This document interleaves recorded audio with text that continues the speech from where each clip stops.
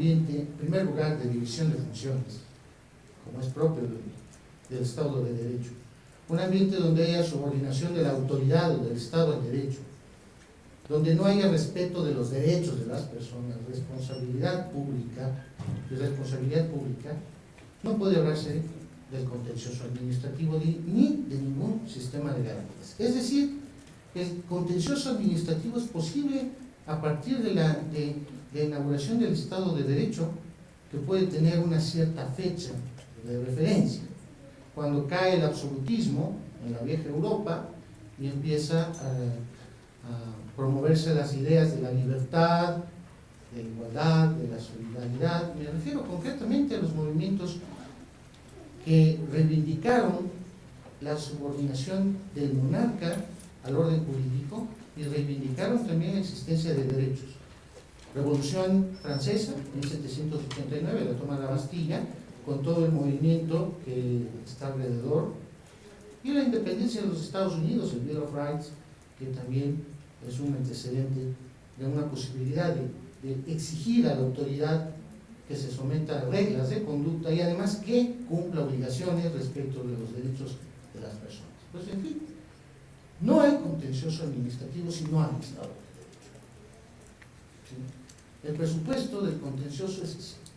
Bien, y también quiero empezar con un fundamento del contencioso administrativo es la posibilidad de enjuiciamiento. Y esto es posible, la posibilidad de enjuiciamiento del Estado, esto es posible justamente cuando se le puede reclamar algo al Estado, y eso solo es posible cuando la autoridad está sometida a reglas de conducta y tiene obligaciones, es decir, responsable. Tradicionalmente se ha dicho que los dos propósitos fundamentales del contencioso administrativo son someter al Estado al derecho, defender los derechos fundamentales, defender la legalidad. Y eso ha dado lugar también a una serie de disquisiciones, a veces puramente teóricas, entre distinción de proceso contencioso administrativo subjetivo, contencioso administrativo objetivo, etc. Que en la actualidad podría atreverme a decir poco interés práctico de aquí. A ver, ya entrando al tema de esta ponencia, ¿sí?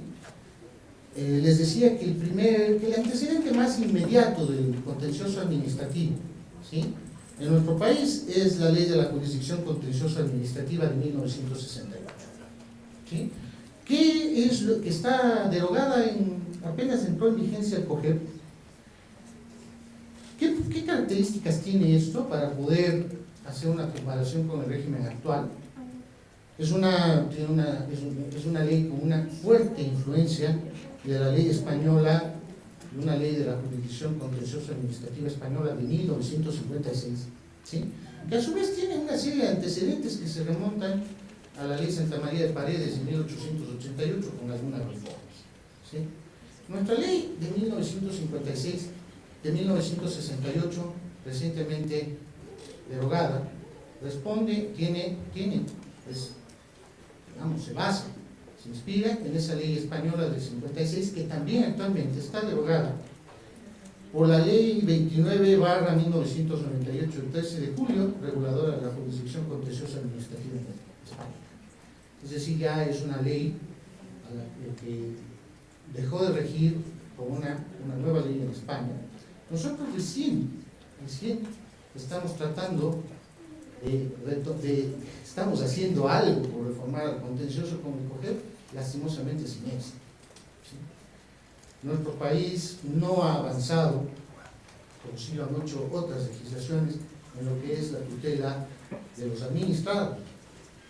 ¿Qué más hace qué más características puede darse esta ley del 68 original? Es que se trata de un proceso impugnatorio de actos previos. Quiere decir que para yo poder enjuiciar a la autoridad pública necesito de un presupuesto procesal, necesito un acto o un reglamento, es decir, un acto administrativo o una norma de rango inferior a la ley. El enjuiciamiento se hace según normas de derecho público, de ahí que quedan excluidas cuestiones civiles, penales. Es una ley que también es muy protectora de la autoridad, no permite el enjuiciamiento de actos discrecionales, de actos políticos, tema que actualmente ya está superado. Hay una carga de agotar la vía administrativa, es decir, no puedo llevar a juicio a la administración pública sin antes haberle dado la oportunidad de pronunciarse dentro de su propio seno. Tenía que ir a través de una reclamación, a través de un recurso y agotar esas vías que tenía entre la misma administración pública para poder ir al contencioso. El tema fue después reformado en la Ley de Modernización del Estado de los años 90. La Ley del 68 también contempla 3 tipos de procesos, 2 expresamente y 1 implícitamente. El proceso contencioso administrativo de plena jurisdicción o subjetivo, el proceso contencioso administrativo de anulación objetivo por exceso de poder y el proceso contencioso administrativo de civilidad. ¿Sí? El de plena jurisdicción tutela derechos, el de anulación se dice que tutela la pura legalidad, y el de lesividad es un juicio especial que instaura la misma administración pública cuando no puede revocar un acto de poder. ¿Sí? Son los 3 clásicos procesos que tenía la original ley del 68. De todas maneras, pues mucho se había cuestionado el tema de que un contencioso administrativo objetivo de puro interés de la legalidad, aun cuando se exige que lo promueva una persona con interés directo, interés legítimo, como decían, interés legítimo, como se decía la ley española del 57. En un libro que escribí en el año 2007, se hizo una crítica a esta temática de las distinciones, porque la única diferencia entre contencioso de plena jurisdicción y objetivo podría ser la pretensión procesal, nada más. Actualmente, por ejemplo, la ley federal de justicia fiscal y administrativa mexicana no contempla la distinción y contempla solamente la posibilidad de pretensiones procesales de defensa de derechos o pretensiones procesales de pura anulación. Pero un contencioso de puro control de la legalidad no existe en nuestro país, no existe ni siquiera en el país donde tuvo origen esta institución, que es el Consejo de Estado francés, que es Francia. O sea, siempre es necesario un interesado, y además eso del interés directo, interés legítimo para promover el proceso, pues resulta alguna cuestión un poquito bizantina. La ley del 68 es una ley que yo podría calificar excesivamente favorable a la administración pública. La administración pública tiene grandes privilegios. No se suspenden los actos administrativos por la interposición de la demanda. No hay medidas cautelares. La administración pública tiene el privilegio de la autoejecución de sentencias. O sea, la misma administración es la que lleva a efecto, sin vigilancia del juez, sino por sus propios medios, es la que trata la que ejecuta la sentencia. Bueno, y además el privilegio de que no puede ser llevada a juicio sin antes haberse agotado la vía administrativa es una serie de privilegios que tiene la administración pública en esta ley del 68. Bien, viene la ley de nuestra ley del 68 tuvo 2 grandes impactos. El primero fue la ley de modernización, en la cual se dijo que no es necesario agotar la vía administrativa para acudir al contencioso, o sea, se quitó esa carga procesal. Segundo, se instauró el silencio administrativo positivo con carácter general. ¿Sí?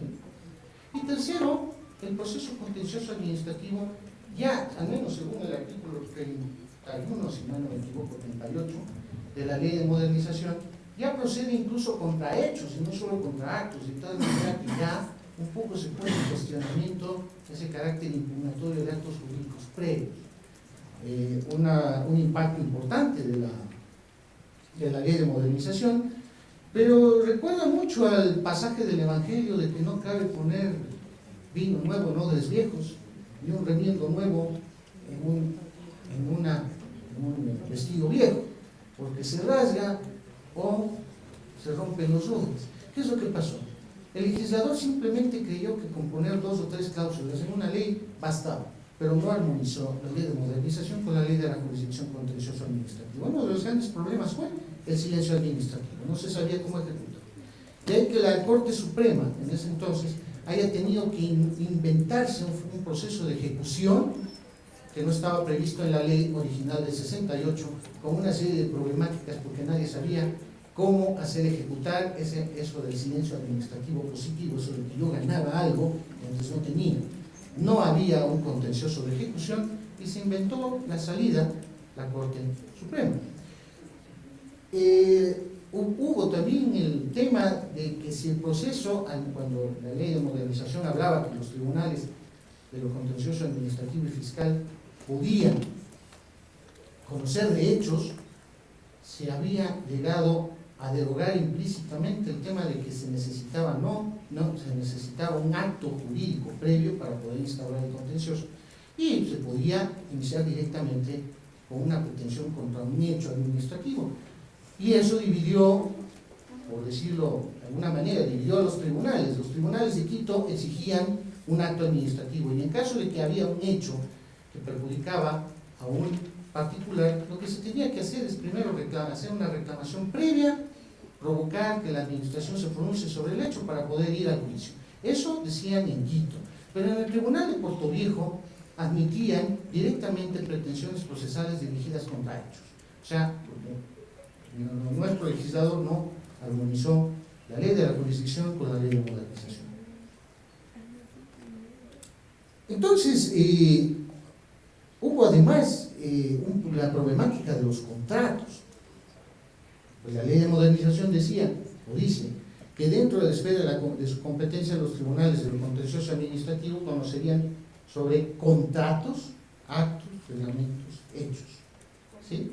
Al decir contratos, se provocó una duda, porque hay una bizantina discusión en la doctrina sobre aquello de los contratos administrativos y los contratos privados de la administración. Y el artículo 6 de la ya derogada ley decía que no correspondían al contencioso las cuestiones civiles. Entonces provocó un peregrinaje jurisdiccional. Los administrados que no sabían cuándo estaban ante un contrato administrativo y cuándo estaban ante un contrato civil, iban de las Cortes Superiores al contencioso, del contencioso a las Cortes Superiores.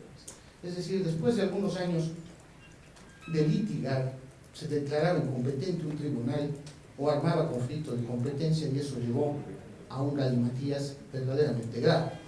Eso, evidentemente, pues, nos lleva a recordar eso del vino nuevo en odres viejos.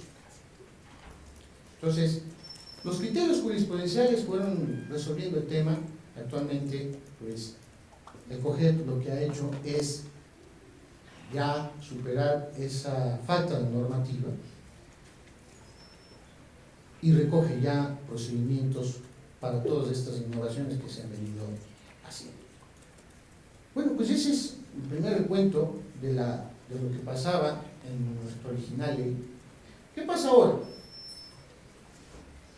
El Código Orgánico General de Procesos, como todos ustedes saben, pretende, salvo en materias con... faltaba un punto.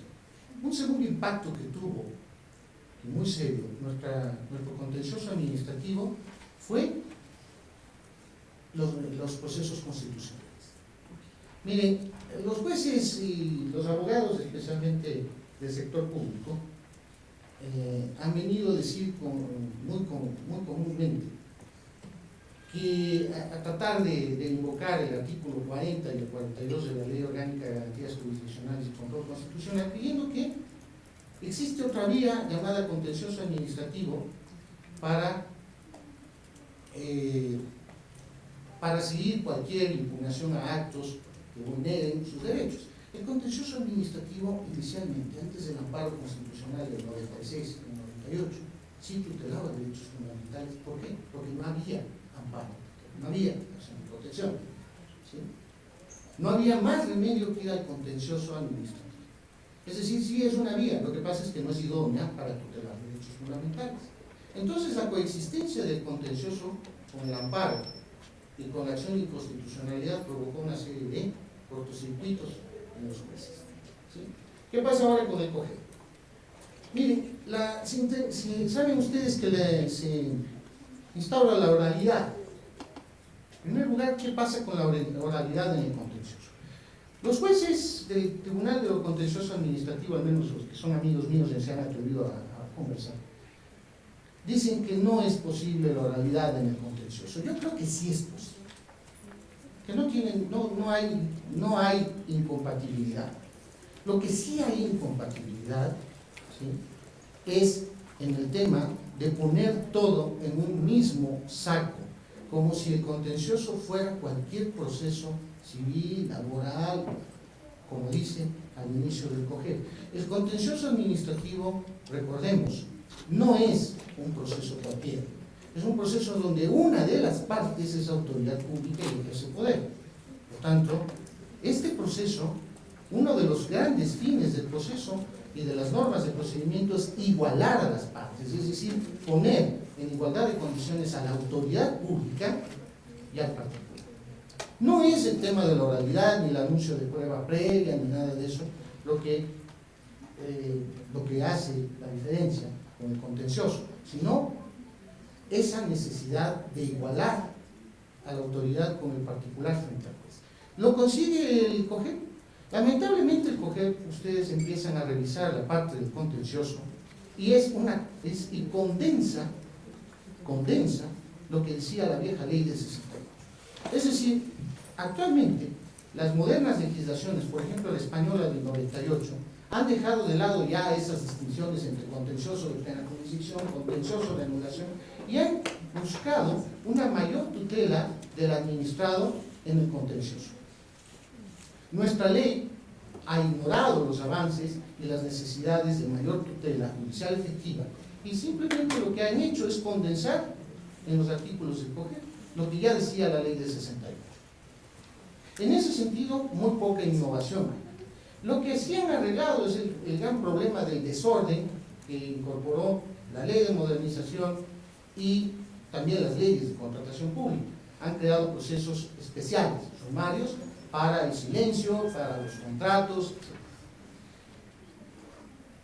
Y hay tal vez uno de los grandes defectos por omisión de esta ley es seguir dando el privilegio de ejecución a la misma administración pública.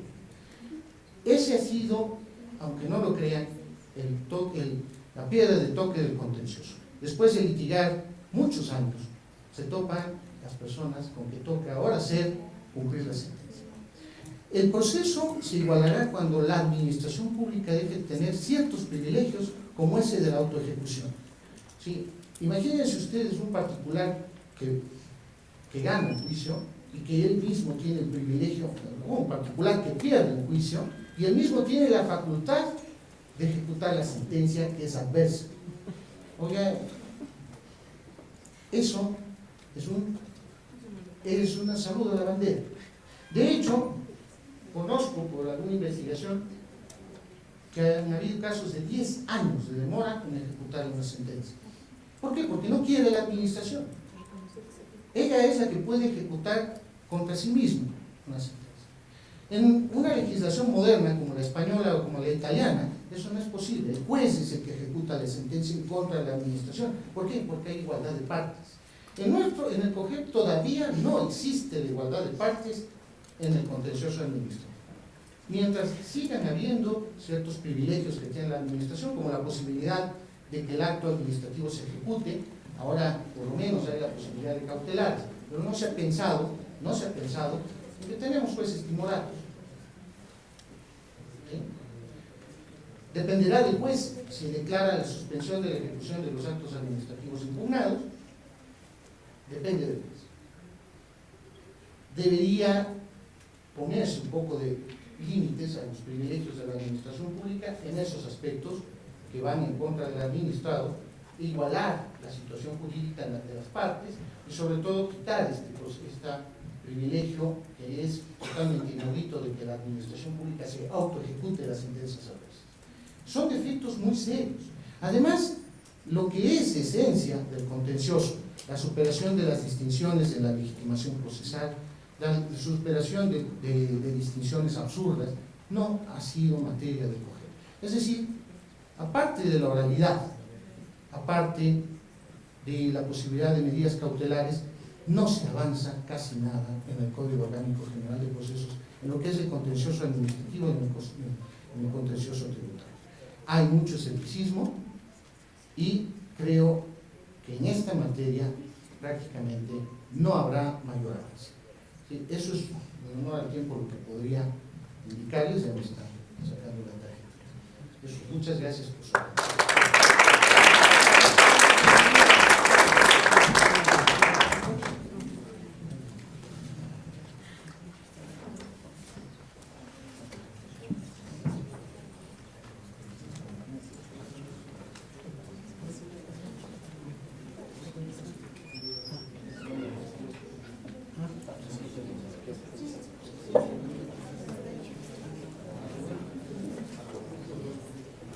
Abrimos un espacio de 5 minutos para preguntas por parte del público.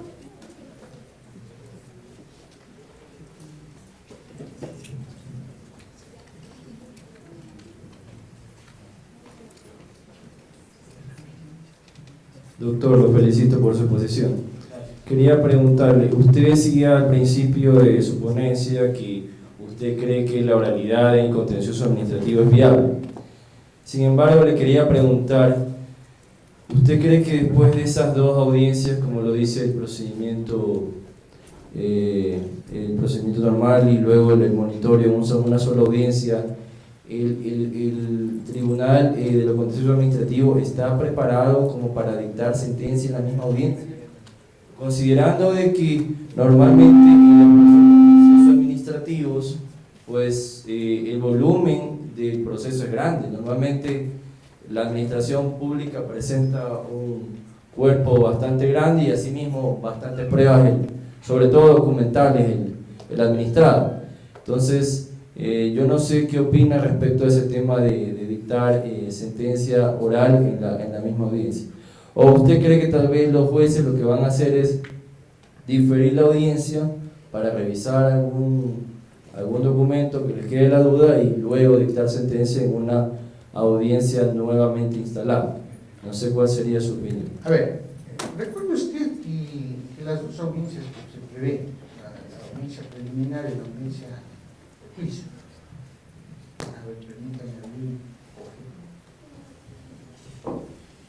Yo le diría que no es el primer en que nosotros nos estamos olvidando de un dato. Acuérdense de una cosa, ¿sí? La acción de amparo y ahora la acción de protección, ¿sí?, son contenciosos administrativos. De hecho, aquí hay un querido colega español que es compañero mío en la sede, en la Universidad sede, que conoce el contencioso español. Sabe que en la ley del 98, la tutela de derechos fundamentales está en la ley de la jurisdicción contenciosa administrativa. ¿Sí? ¿Por qué le digo esto? Porque perfectamente yo desde hace mucho tiempo, desde que yo fui asesor del Tribunal Constitucional, no de la Corte, por favor, no tengo nada que ver con esa cosa. Nada que ver con la Corte. Con el Tribunal Constitucional sí. Yo venía diciendo que era el amparo, a pesar de la novelería del nuevo contencioso, del amparo, era un contencioso especial. Y efectivamente, pues, se dictaban sentencias en muy poco tiempo. Lo que pasa es que es un desorden terrible el que existe también de parte de los litigantes. A mí me parece valioso que en general hay una audiencia en donde se califiquen las pruebas para evitar demandas frívolas. Hay cantidades de abogados que por ganar un honorario, lastimosamente nuestra querida profesión cada vez tiene menos profesionales con ética. Por en bolsicazo, en honorario, agarran cualquier cosa aunque sea improcedente, engañan al cliente, cobran y después no hay ninguna oportunidad de éxito procesal. Pues eso va a evitar una gran cantidad de demandas frívolas. ¿Sí? Al menos, perdón que me ponga como ejemplo, pero cuando en mi oficina que hay un contencioso administrativo, lo primero que se le pregunta al cliente es qué documentos tiene, antes de hacer la prueba. Nosotros no esperamos el término de prueba justamente para ahorrar tiempo. Usted sabe que actualmente dura 2 o 3 años un contencioso, antes duraba 7, 8, 9 años. Un contencioso administrativo que yo tengo en mi oficina tiene la edad de una de mis hijas. Y García de Enterría decía hace tiempo, ¿sí?, que el contencioso es incompatible con la brevedad de la vida humana. ¿Sí? Entonces había que ahorrar tiempo presentando las pruebas de entrada. ¿Sí? Yo creo que es posible que sí, tal vez los jueces no van a dictar en la misma audiencia. Eso es una fantasía. Pero sí es posible analizar previamente las pruebas y empezar a hacerse juicio, entender el proceso en las dos audiencias. Yo creo que sí es posible. Que puedan dictar las sentencias inmediatamente, como lo dice el mujer, no creo. Pero recuerden que los jueces de las acciones de protección sí dictan muchas veces sentencia luego de las audiencias. ¿Sí? De hecho, yo acabo de ganar una acción de protección, vean, eso es un milagro. Yo llegué de México hace 6 años, es la primera vez que gano una acción de protección. No sé, el cliente a qué santo se encomienda. La ganamos. Y el tribunal terminó todo en un mes. Es un contencioso, claro, se analizaron pruebas, se presentaron pruebas. La realidad no le tengamos miedo a la realidad. ¿Sí? Y obviamente, pues el análisis de la prueba se puede hacer en una audiencia, sí. Yo creo que sí.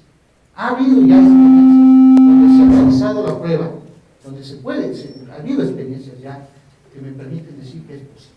¿Sí? Lo que pasa es que no estamos acostumbrados a ese sistema y nos cuesta adaptarnos acá. Sí, pero yo creo que sí se puede. Otra cosa. Damos gracias al doctor Benalcázar por su intervención. Un fuerte aplauso.